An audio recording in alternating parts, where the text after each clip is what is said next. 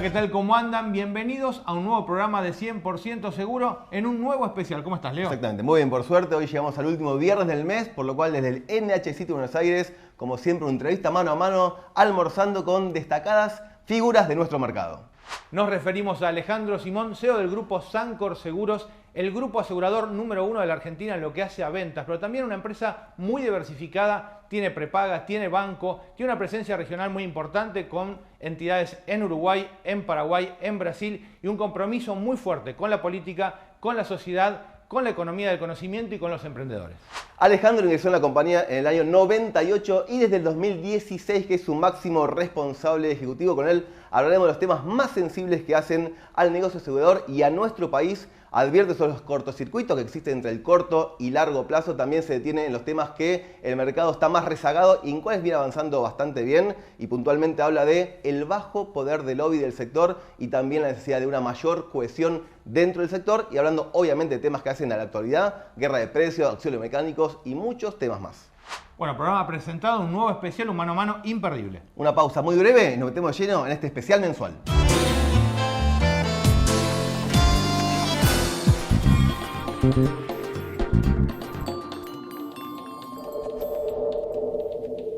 Gana tranquilidad para tu auto con San Cristóbal Seguros. Nosotros te cubrimos. Así nació mi confianza en la Nueva Seguros, que desde 1933 está presente en las familias argentinas. Mi abuelo aseguró su primer auto en La Nueva. Mi padre, su comercio también asegurado en La Nueva. Yo también confío en La Nueva para la protección de mis bienes y mi familia. La Nueva, honestidad para asegurar, solvencia para responder.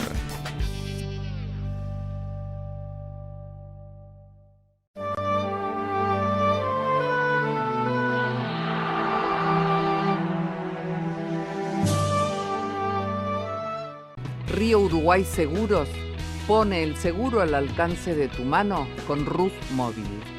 Ahora podés circular por todo el país mostrando tu póliza desde tu celular. Rus Digital, sumamos calidad a tu experiencia. Tu hogar está más tranquilo con San Cristóbal Seguros. Nosotros te cubrimos.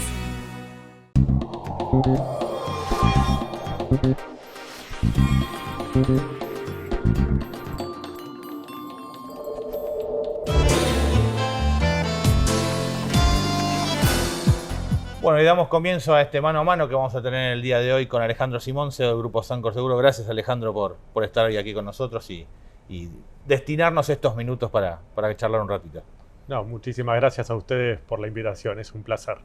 Bueno, vamos a charlar de todo un poco, pero comencemos por el principio. Pero no el principio de la nota, sino el principio tuyo. Digamos, ¿cuándo comenzaste en la actividad aseguradora y a partir de qué momento, o vos o alguien dentro del grupo, vio que tenías ese perfil como para liderar ni más ni menos que el principal grupo asegurador que tiene Argentina?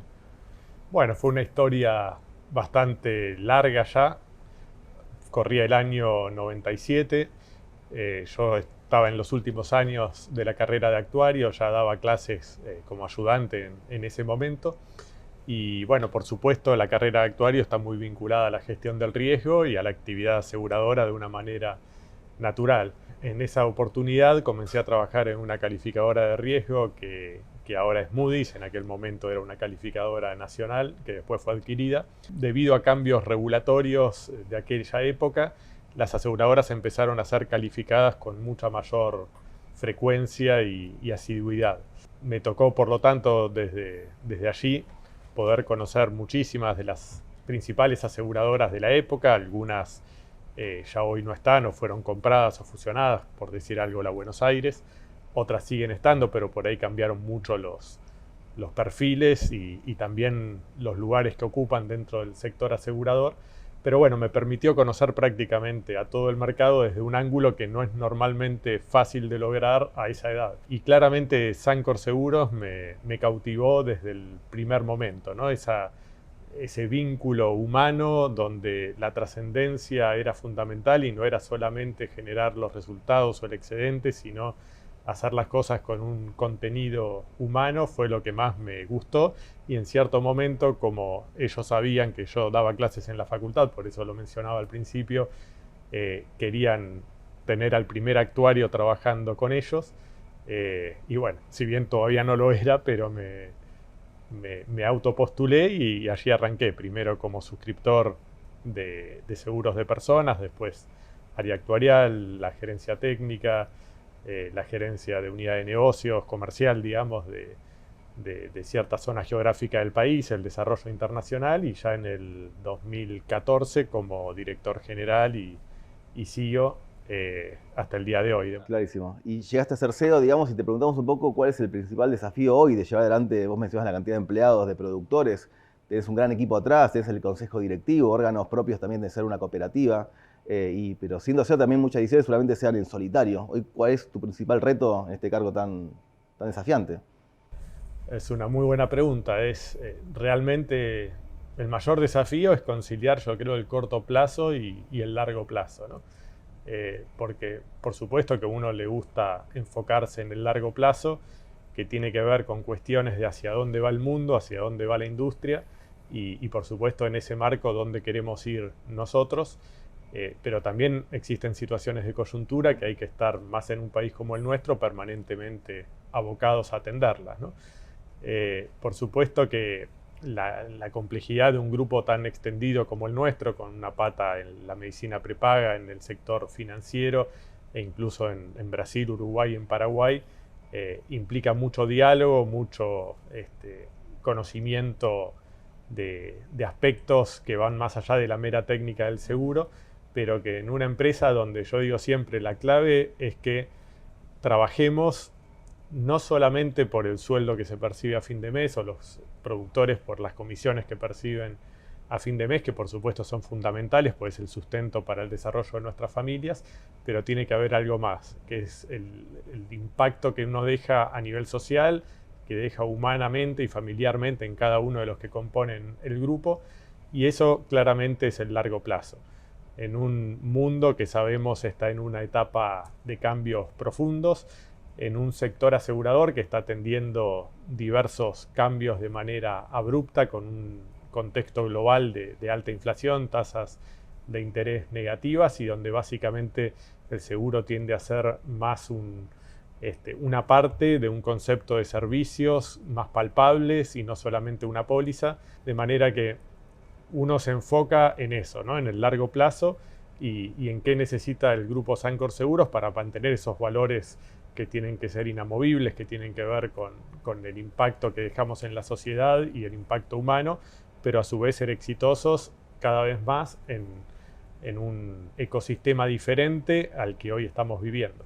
Pero como decía antes, también está el corto plazo, y el corto plazo es que esa inflación global que hablábamos, aquí por supuesto está multiplicada por muchas veces, tasas de interés enormemente negativas, licuación de activos, porque a ver, el mercado por ahí no lo muestra tanto en los balances, porque la gran mayoría de las aseguradoras tiene sus activos a valor técnico, ¿no? Entonces por ahí algo que vale el 30 de paridad lo tiene al 80, al 90 o al 100. Nosotros decidimos, por una cuestión de prudencia y de transparencia, mantener todas nuestras inversiones a precio de mercado, y si uno mira solamente la inflación de febrero 4.6 o 4.7 y la de marzo 6.7 versus el rendimiento real de las inversiones del mercado, es como que se perdieron 7-8% del activo en 2 meses, ¿no es cierto? Entonces hay cuestiones que son realmente relevantes, hay aspectos, por ejemplo, en el mundo de la medicina prepaga, las tarifas pisadas. Esto yo hablo siempre, no me quiero ir del tema, pero me parece un concepto relevante, de que tal vez el único consenso que uno ve en la Argentina es hacia un orden sociopolítico autodestructivo, donde de alguna forma se evitan las decisiones de largo plazo, siempre y cuando sean impopulares en el corto. A lo largo de tu respuesta mencionaste en diversas oportunidades la palabra cambio. Mucho se habla del cambio, mucho se habla de la velocidad del cambio, ¿no? Y creo que post pandemia, o la pandemia por lo menos, ha acelerado esa velocidad con la cual venían dándose las diferentes transformaciones. ¿En qué aspectos crees que el mercado asegurador acompaña ese ritmo que necesitan los cambios y en cuáles no? Es como que venimos muy lentos, rezagados. Y excelente pregunta. También Yo creo que el mercado durante la pandemia demostró estar a la altura de las circunstancias para mantener un nivel de servicios acorde a lo que se requería. El mercado en su conjunto, aseguradoras, productores, asesores, y en ese sentido fue positivo, y lo mismo en creatividad y capacidad de adaptación, que es algo cuando uno va a los foros internacionales que resaltan del management argentino, ¿no? La posibilidad, obviamente es una cuestión darwiniana de adaptación al contexto, la capacidad de las aseguradoras argentinas a sobrevivir y proyectarse en un contexto de alta inflación, de cambios macroeconómicos, de cambios regulatorios permanentes. Ahora yo creo que son más los menos que los más en esto de qué nos falta. Yo creo que hay cuestiones, yo diría, de autorregulación y de regulación en general. Por decir algo, hoy deberíamos estar en lo que tiene que ver con Solvencia II, con gestión por riesgos, gerenciamiento por riesgos, y la verdad que no podemos tener balances ni siquiera bajo normas internacionales porque los números no cierran. Si hablábamos que el mercado en su conjunto tiene activos que están valuados de una forma muy superior al valor real, porque si no habría que cerrar a las 3/4 partes de los operadores del mercado. Creo que están trabajando muy bien las autoridades de la superintendencia, desde Adriana y Ana a todo el equipo, pero por supuesto viven en un contexto, en un corset del cual no se puede salir, porque si uno avanza demasiado queda en offside una gran parte del mercado asegurador, y son cosas que por ahí es el propio Estado el que las genera, como por ejemplo la caída en la paridad de los títulos públicos. Entonces no podés pretender que el Estado exija resolver un problema al privado que el propio Estado generó. Claro. Pero en términos de esa regulación y de esa autorregulación hay mucho para trabajar, y en temas de emprendedurismo y estos sandboxes que aparecen en muchos lugares del mundo donde se permite por ahí innovar sin los costos que a una empresa instalada de hace muchos años le podría generar un error, para fomentar lo que es la creatividad y la innovación en seguros a lo largo de toda la cadena de valor. Eso es algo que se trabajó, hay mesas de innovación en la superintendencia, y es algo que ayuda, a todos los eslabones de la cadena, desde la aseguradora, el productor asesor, por supuesto peritos y todo lo que hace al ecosistema de la industria aseguradora, y creo que ahí se puede trabajar mucho más.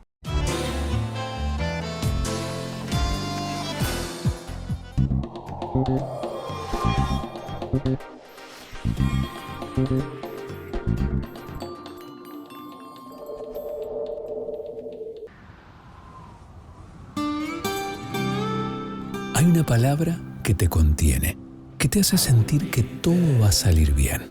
Los que trabajamos en Sancor Seguros la conocemos mejor que nadie.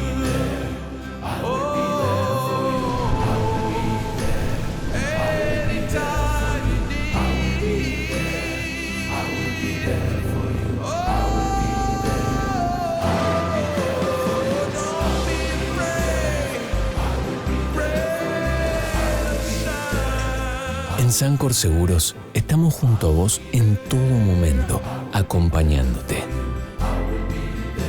Sancor Seguros, estamos.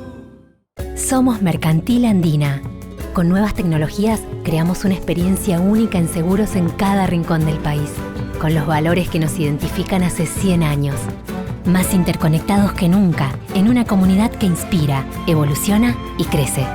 Mercantil Andina, incondicional. Siempre. Tu comercio está mejor cubierto con San Cristóbal Seguros. Nosotros te cubrimos.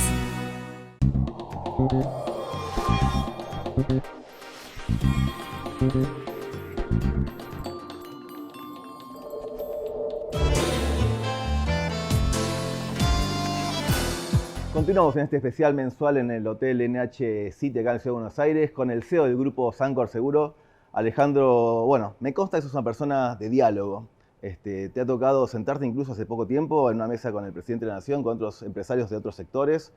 Te pregunto un poco cómo ves al seguro respecto a su vínculo con el Estado, si es debidamente escuchado y si crees que es importante seguir trabajando en el mayor poder de lobby, en el buen sentido de la palabra, para que el seguro por todo lo que representa, tenga un rol más importante en la mesa chica de discusión.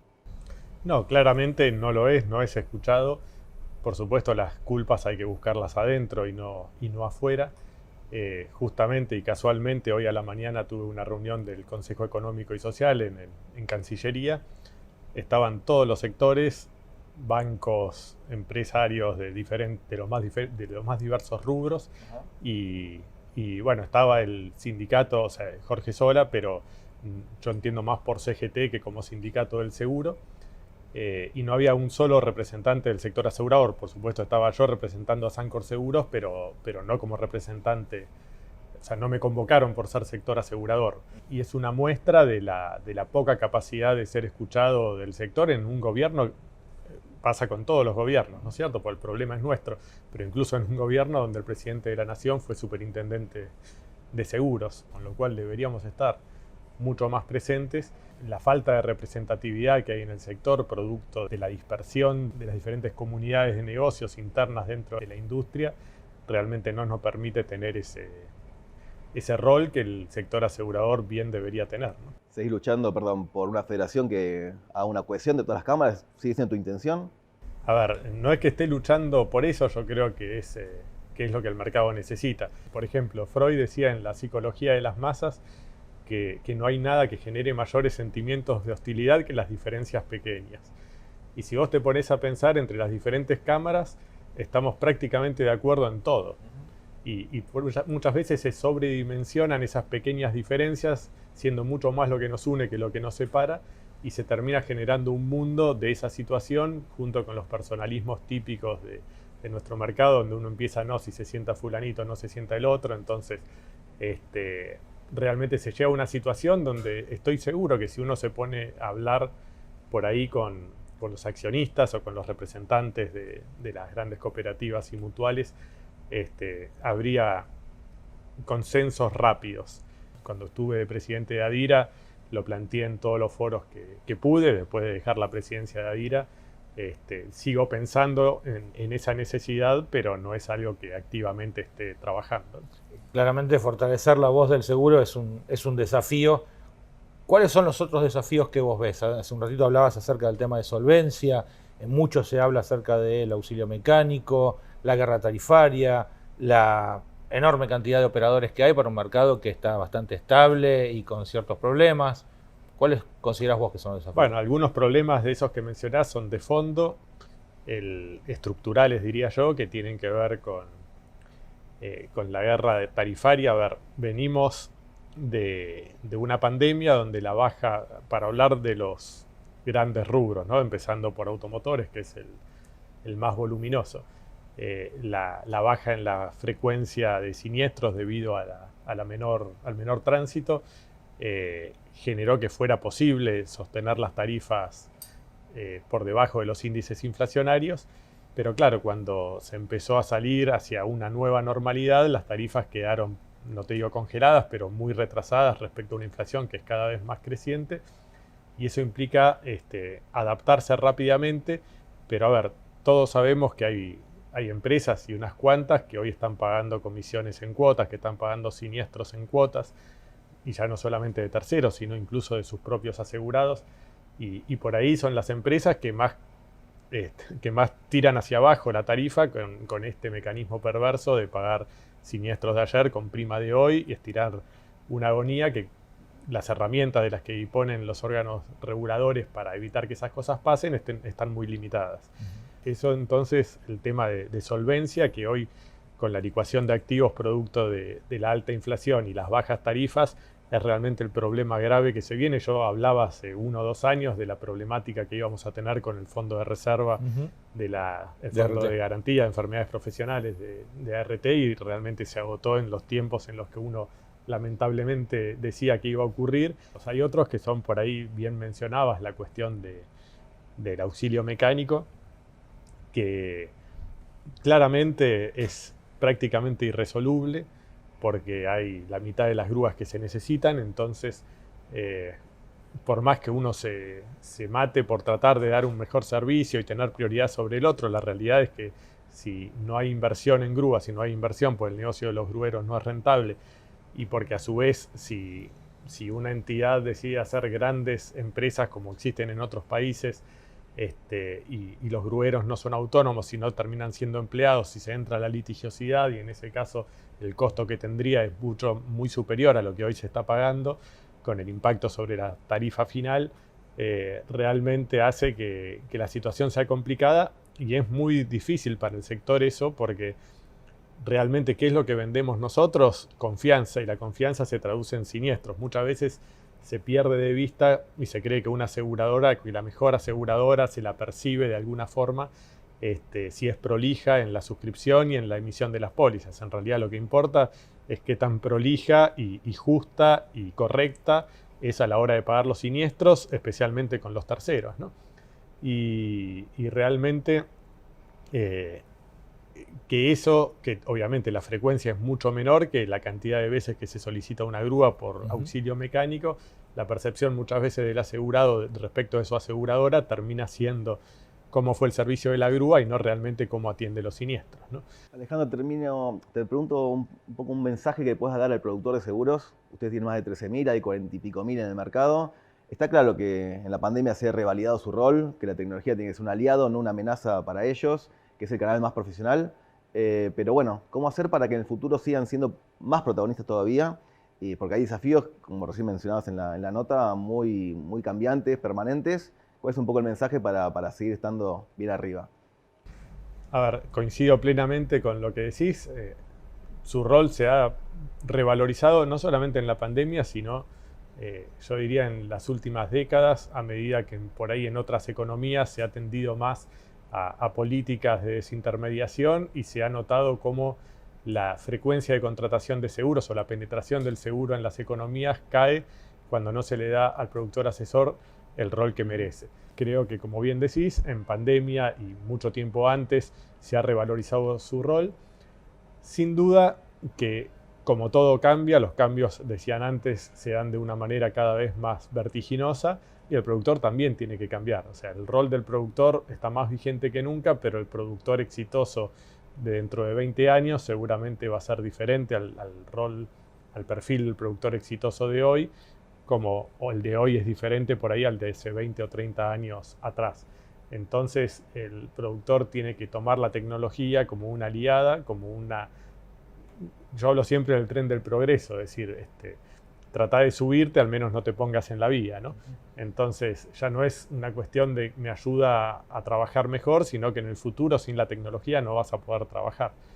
Entonces lo que nosotros nos fijamos como prioridad es darle las herramientas y la capacitación necesaria para que el productor se suba a esas nuevas tendencias y pueda utilizar la herramienta tecnológica como una forma de vender más y mejor y tener tiempo más liberado para la venta y menos para la administración. Yo creo que hay diferentes formas de enfocarlo, pero claramente el formato de venta se está transformando y nosotros a su vez, y nuevamente por la filosofía que mencionaba antes, buscamos poner al productor asesor en lo que tiene que ver con la gestión de la póliza y obviamente luego en el momento del siniestro, sin importar si la tecnología influyó más o menos, si la tecnología impactó dentro de su propio cartera de ventas o a través de otros canales, como por ejemplo, saben que hemos sido pioneros tanto en medicina prepaga para la venta a través del productor asesor, como en el banco, buscando que el banco sea, nuestro banco sea un aliado del productor asesor. Lo que vende el banco después lo administra el productor asesor, pero a su vez el productor asesor tiene las herramientas financieras con las cuales les compiten deslealmente la gran mayoría de los bancos del sistema. La automatización de procesos o la robotización de procesos, una cosa son los seguros obligatorios que son prácticamente comoditizables y otra cosa son aquellos seguros donde necesariamente se va a requerir un rol in situ de asesoramiento y es hacia donde el productor también tiene que reconvertirse. Por supuesto que quien está acostumbrado a vender autos y a vender ART le va a ser difícil vender otras cosas, pero dentro de su propia organización debería abrir una vertical, y al menos nosotros tratamos de fomentarlo, que puede ser un propio familiar del productor o simplemente un empleado de confianza que se dedique a eso, porque es difícil. Un productor de patrimoniales no te va a salir a vender vida. Es más fácil que uno de vida termine vendiendo patrimoniales, ¿no? Entonces vos tenés que buscar nichos específicos para, en el caso nuestro, para prepaga, para la actividad bancaria, para seguros de personas, para seguros de patrimoniales más desde el punto de vista boutique, digamos. Y por supuesto todo lo que tiene que ver con ciberriesgos, que por ahora es un gran signo de interrogación, ¿no? En la Geneva Association muchas veces vemos cómo va impactando a nivel mundial. Todavía las tasas de crecimiento son altas, pero los volúmenes son escasos. Y en situaciones como lo que está pasando ahora con la invasión de Rusia a Ucrania, se empiezan a generar exclusiones, porque ya cuando los estados empiezan a participar de los hackeos, es como que empiezan a limitar cada vez más las coberturas y terminan muchas veces dejando de ser útiles para el asegurado. Entonces, son rubros que por supuesto son el futuro, pero hay que tener timing. No es que un productor que hoy se especialice en ciberriesgos va a reemplazar autos. Claramente no es el caso, ¿no?